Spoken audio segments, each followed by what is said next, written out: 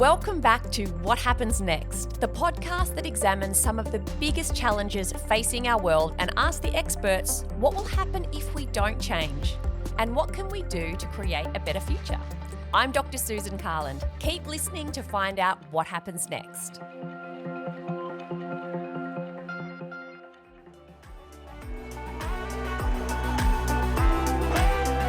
So there's this long history, I think, of influencer culture and women's labour. Oh, it's so quaint, isn't it, that you can actually conduct what effectively was, to some women, massive startups whilst raising their children.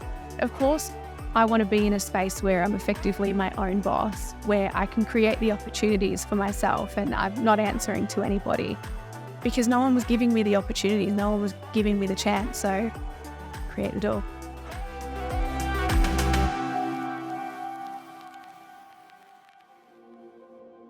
Whether or not you have a favourite beauty blogger or have kept up with the Kardashians, you'd have to be living under a rock not to have noticed the rise of influencer culture. Since the early days of TV and radio, companies have used celebrity star power to sell their products. But the internet's given those promotional techniques a new twist. Modern influencers may be celebrities, but they may also be regular people who found a social media niche, creating content for highly engaged audiences on Instagram, YouTube, TikTok, or other platforms. When many of us think of influencers, we're often dismissive. We often think of these women, and they are largely women, as a superficial bunch spending their time posting carefully curated outfits on Instagram or unboxing beige baby toys to fill their even beiger nurseries. But thanks to their massive networks and emotionally engaging content, influencers hold tremendous sway over the opinions, behaviours, and purchasing decisions of their significant followings. Marketers have taken notice, leveraging these social media superstars to sell everything from smoothies to online therapy sessions. The influencer economy we're so quick to discount brings in billions of dollars annually. Today on the podcast, our guests delve into societal perceptions of feminized labour and how they affect influencers' professional credibility. We'll explore how stereotypes of influencers shape public opinion, and we'll talk about what it's like when every moment of your life is an opportunity to create content and the toll it can take on your well-being. Keep listening to find out what happens next.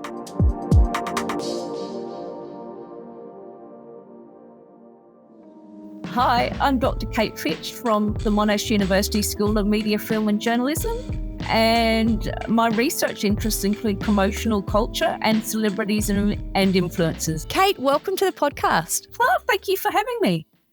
I want to ask you about influencer culture, and I want to ask you if you know of any statistics that can tell us or illustrate for us about the economic impact of influencer culture. Does it generate a lot of cash? Yes, look, the influencer industry is estimated this year to generate about 21 billion American dollars. Whoa. But I think the more telling statistics are around its extraordinary growth. So over the last 8 years, according to research from Ogilvy, the value of the influencer marketing industry has increased from $1.7 billion to $16.4 billion last year. So we're talking about a $20 billion industry. When we think about influencers, we often, I think mostly of women. It's seen as quite a gendered thing. There are, of course, male influencers, but we generally seem to think of it as a female endeavour. Do you see any link between, say, gendered labour and influencer culture? Absolutely, and that's a good point. I think historically women's promotional work and especially publicity has been marginalised as non-professional work. It always depended on, because a lot of my research is about women in promotional labour in the 20th century, so I'm very interested in the history of kind of publicity work and gender. And so studying influencer culture naturally came out of that. So that kind of promotional work always depended on social networks or relationships, media contacts, an understanding of media content, and even kind of media strategy. So there's this long history, I think, of influencer culture and women's labour. And so influencer culture, you're right, is primarily female. Approximately 70% of influencers are women. And some industry research suggests there's even higher figures across particular platforms. So 80% of influencers who monetize content on Instagram, for example, are women. And the figures are only slightly lower for YouTube and TikTok. And would part of that be because more of the audience for influencers are also women? Is it a very female creating and female receiving space? And the audience often is women. I mean, it's not surprising that influencer culture is readily branded as women's work and often framed as frivolous and demeaning in terms of the labour. So I think the work that's done to maintain visibility online is not particularly visible work, particularly if they're striving to show their everyday and authentic life. The stereotypes associated with the word influencer run deep. Hi, my name is Liv White and I am an influencer, content creator and Disney lover.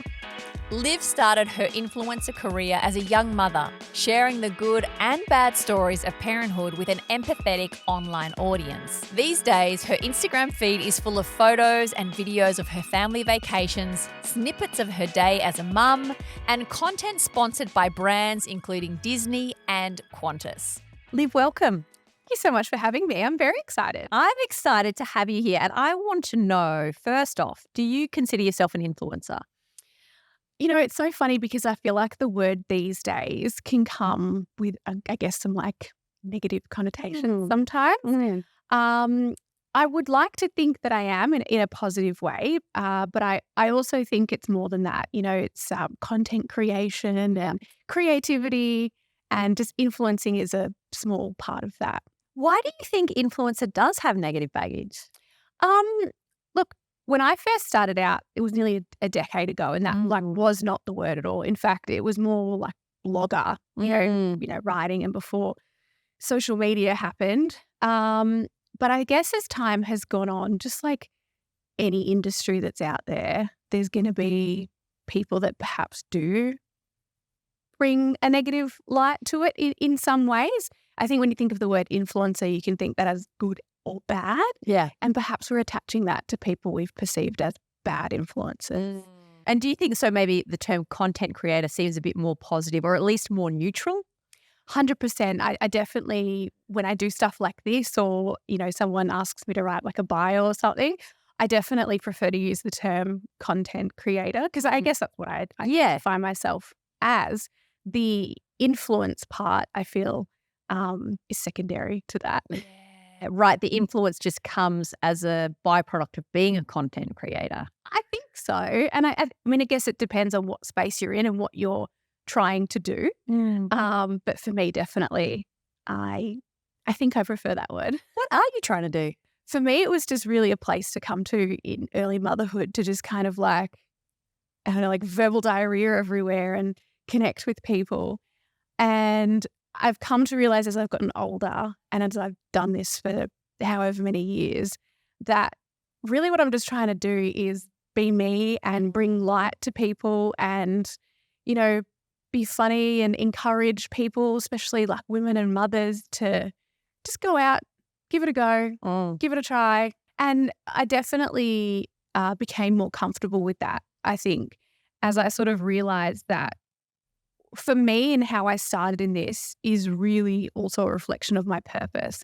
I started this because I became a mother quite young and I had only really kind of dipped my toes, you know, in professionally. And so going back to work really kind of wasn't an option for me, or there wasn't much opportunity. And so I just thought, you know what, if there's no door, I'm just going to create a door. Jo Stanley knows all about creating doors. She's built a highly successful career in mainstream media, and now she's using her platform to make room for more women to join her. Hi there, I'm Jo Stanley. I'm a broadcaster and a writer and a performer and a startup founder, and I'm building Australia's first radio network for women by women called Broad Radio. Jo, welcome. Thank you for having me. I'm delighted. You know a lot about women in the media. Do you think the way we think about gender norms and stereotypes, do you think that's influenced the way the media has formed? Well, if you were to go back to how the media was formed back in the day, I mean, how many decades ago that was, it was formed by men. Women were in the home. And I don't think that really has shifted very much. I think largely the powers that be are men. It is shifting slowly. I think we're aware of that gender imbalance in the media. But, I mean, I'm very glad you started with this conversation because it's absolutely my wheelhouse, and my passion is gender balance in the media and the lack thereof. And in radio, particularly commercial radio, of the voices we hear, only 27% are female. So we're still battling with a message and a reflection of society that's completely skewed. It's sort of the subliminal that you don't notice, I think, where it might be, who do we go for as experts? Yeah. Are they, when we talk finance, when we talk sport, when we talk, economics of any kind, science, STEM, are we going to women very often? I know statistics show that in radio, only about 35% of the people who are quoted in those areas are women. So to Joe, it seems natural that when the internet came around and democratised things a bit, women carved out a space for themselves. And that kind of influencer culture, subculture, largely came out of blogging. And that was such a female domain as well. And it was sort of always painted as this sort of side hustle that mums might have while they were in between breastfeeding, or, they were doing it while they had the baby on their boob, and, they were, doing this kind of hobby. Yeah. And, oh, look at me, now I've turned it into a business. How cute. I know, it's so quaint, isn't it, that you can actually conduct what effectively was, for some women, massive startups whilst raising their children. I think that it does feel like a fairly female domain. Here's Liv again. It's really interesting what you say about creating the door, because there does feel like there is this gendered element to influencers, blogging, content creation to an extent, especially if it is a female content creator. Yeah. And I wondered, do you still feel that there is this gendered element where for women who maybe wanted to do certain types of roles, they were just being locked out by generally the men who owned these spaces. And so women said, well, we're going to create it for ourselves. Was that part of it for you? Is it part of it for you now? I definitely feel that now and see that a lot. As the space has exploded, you only just have to look at, like we mentioned when you began, about the negativity towards the word influencer and how people identify that. In the traditional media space, and we talk about the people that are at the top in these spaces, definitely I think it is so much, there is such a glass ceiling for women and, opportunity, and how people even still view influencing now. It's like the graffiti of the journalism world, That's a great way of putting it. I think like that's how some people see it. Even in the traditional marketing space, the people who are engaging us, you still have a lot of people at the top there in traditional agencies and stuff who are being told, oh, yeah, influencing is the future, and, your ROI and cost based on traditional advertising, it's there. The numbers are there. It shows that it's so beneficial for such targeted and niche audiences. And people are still kind of, reluctantly doing it, or not taking it seriously, or not showing the respect to people in the space because they don't think that it's a real job or a proper job. And like you said, there's disproportionately so many more women in the space because of course they're flocking to it. Of course, I want to be in a space where I'm effectively my own boss, where I can create the opportunities for myself and I'm not answering to anybody because no one was giving me the opportunities. No one was giving me the chance. So create the door. What do you think is one thing that would surprise people about being an influencer? I think, as you kind of mentioned at the start, that conception that or misconception that like all we do is just take the photo or quickly make the video and that's it. Look, for some people that might be the case, and I really think it just depends on what kind of content you're creating. But for me, that's almost like, I guess, like 10% of it, just like we talk about, what you see on someone's stories or someone's page is such a minute part of their life. The actual part of like the content that 40-second clip that you might see, or even like 6-second clip you might see, could have been like hours in editing, hours of reshooting, hours of prep, you know, if you've got wardrobe, makeup, all that kind of stuff. Yeah, that's probably the one thing. I think for me, the thing I love about my job so much is that it can look so different on any day. Yesterday was sort of a at-home content creation day. I had a backlog of content that I needed to create. So, really just like working out what that was and then setting up to film. And I have, you know, thousands of dollars worth of, you know, production equipment, as you could understand. And depending on what I'm doing, you know, sometimes it might just be on an iPhone. Yeah. Sometimes it might be setting up mics, be setting up lighting, setting up all these things, making sure I've got all the product, everything that I need to do it. Because quite often I'll go to like film stuff and be like, oh, I haven't got this or I haven't done that. Yeah. And then heaps of admin, like heaps of admin. So what does that admin look like? What does that mean? That's emails, like conversing with brands, conversing with management. A lot of the time brands want to have calls with you, you know, before you sign on the dotted line or make sure you're all on the same page. All of my life admin as a parent and as a mother, yes, as a person, they've got to fit in there somewhere. And then all the business side of stuff, which I absolutely hate. It's not, you know, no one gets into no one creates a business to do that side of things, I feel like. But it's there. Your tax is there. Your accounting is there. Your, you know, invoicing, all of that stuff. And like, I'm very blessed. I do have a manager, but it still doesn't mean that I don't have to, you know, be doing all the banking reconciliation and accounting and tax and all that kind of stuff. So, but then the next day, I'm, you know, here with you doing a podcast and I'm heading to an event later. So, you know, I'll be going and doing my makeup and doing my hair and putting on a pretty outfit and going to hang out with some awesome brands and some awesome people. And like any 2 days can just look so different. And then other days I'm mum, you know, just like everybody, you know, I sort of try and work around my kids, you know. I'm still there to do drop off. I'm still there to do pick up. I'm doing the 3 to 8 shift of all the sports and all that kind of stuff. So yeah, it's different every day. Beyond the heavy lifting behind the scenes, influencers are hard at work developing the all-important relationship with their fans. As far as relationship goes, it's an unusual one. Here's Kate. Well, I don't think I really envy the influencer lifestyle, but perhaps I'm a little bit too private. What do you not envy about the influencer lifestyle? What sort of puts you off? I think living all aspects of your life online, which of course not everybody does. It's a very carefully curated and edited aspect of your life that's lived online. Do you have any insight into how influencers deal with parasocial relationships, the way that maybe their fans feel that they really do know them, you know, that they post a lot online, so they feel actually I do know you and you owe me something. You owe me a level of access that perhaps they don't want to give. Yeah, that's really interesting. The really successful influencers do forge something of an emotional connection with their followers. So there's what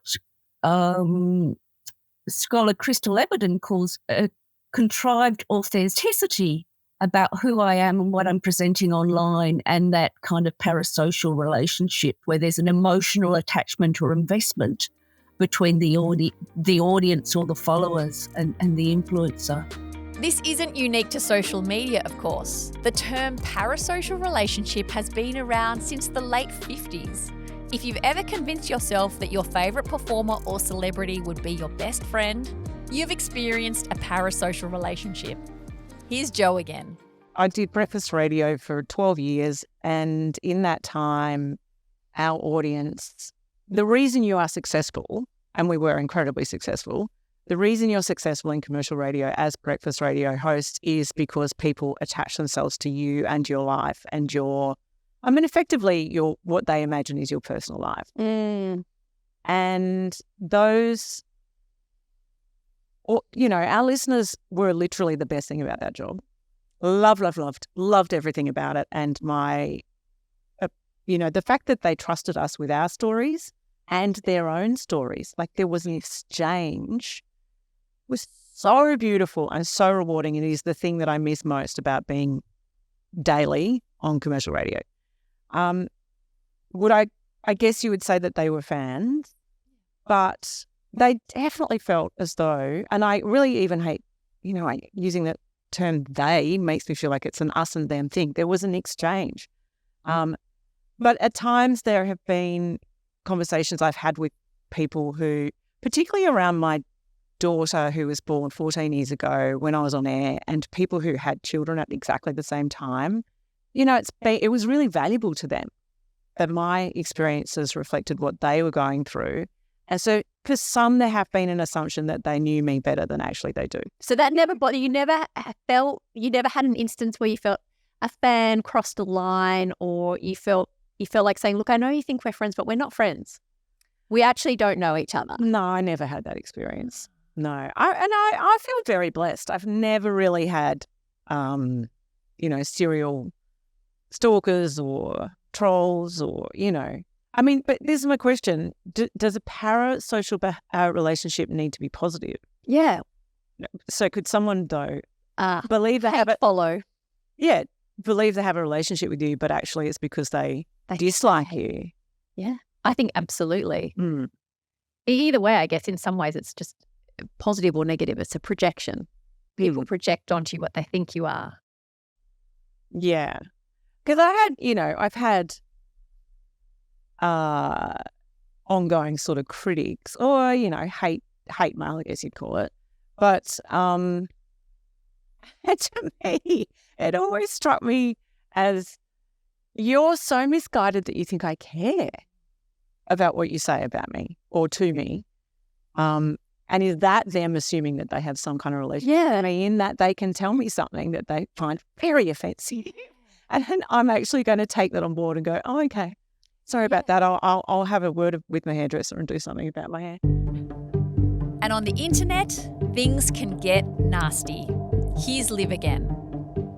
The downside to the industry and in media, there's obviously people that don't like you, and I guess what kind of comes with that, the dank dark depths of the web that can sometimes be a bit taxing on the old mental health. I don't understand why anyone would have a problem with you. You're so nice. You post, let me get the lists out. No. Look, there's always going to be haters. Yeah, there's always going to be haters, and I think I am in a very the niche of, I wouldn't say that I'm like a mummy blogger anymore, but definitely predominantly my audience are largely women, mothers. And yeah, definitely I think perhaps what I do as a job can be triggering for some people. Mm-hmm. And I completely understand it, but it's like, the whole reason we said at the start of this podcast about the negative idea of the influencer. The reason there's so many women in this space is because the opportunities aren't there, and, we're not being, seen. But then also it has given rise to so many fantastic women, entrepreneurs starting businesses, really monopolizing and monetizing their brand, which is them as a person.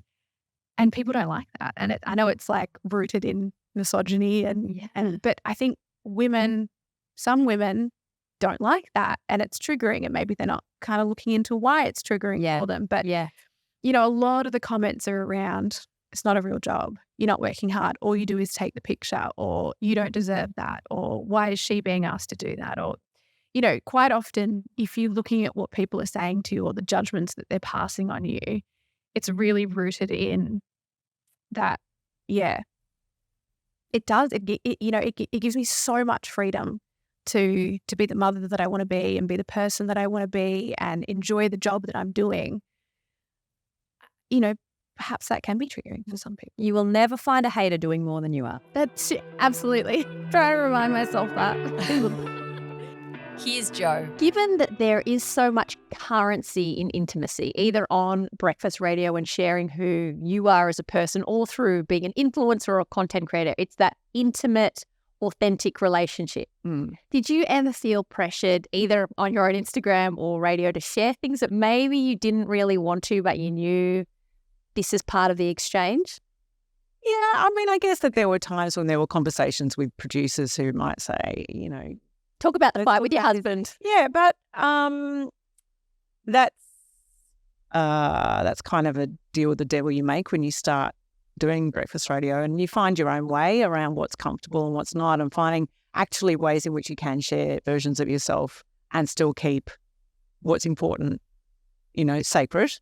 Certainly for myself around social media, I'm really aware that sharing certain parts of yourself, it actually does bring currency, and you get really great response there. But I sort of go, well, there are times when I think that that's not appropriate, and you kind of have to think about, well, what's the lasting effect of that down the path? So as someone who's building a business, and I'm going to be working with investors, and I have to be seen as someone who's fairly of sound mind.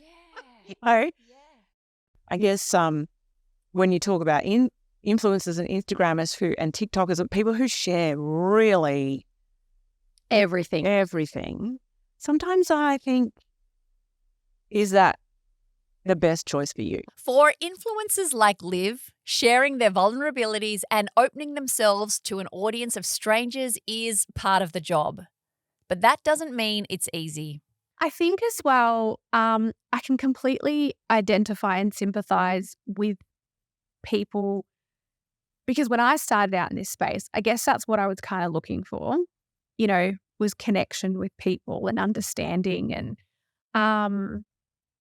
that sometimes that, depending on the person and what their circumstances are and, what's manifesting inside them, that perhaps you can get really sort of like that, feel that connection with somebody. I mean, you hear about people that give their life savings to someone that they met online, and I mean, I guess it's like it's an interesting thing psychology-wise to kind of like understand. I've found it really hard in times where I have perhaps been sharing something and then people see that as like the go-ahead for them to share something really sort of like deep and dark with me. And I'm talking like I'm not the right person to be speaking to about this. Yeah, you need a psychologist for this. Yeah, or like you need help, like you're in a really dangerous situation, and that's really hard and that's really taxing, because it's like, well, what do you do? How do you set that boundary with someone, or how do you explain to them, or perhaps tell them what they don't want to hear? So that's hard, and I've come across that quite a few times. But for the most part, I get the wave in Kmart, or someone comes up and says like, oh, I love following you. And then I'm like super awkward about it because I don't know how to react. So I'm like, oh, thanks. Like this. Hoping my kid hasn't just chucked a tantrum or something. Because you do, like, you feel the worst though is when you get the message, I saw you in Kmart today. Yeah. You're like, what happened? I was picking my nose.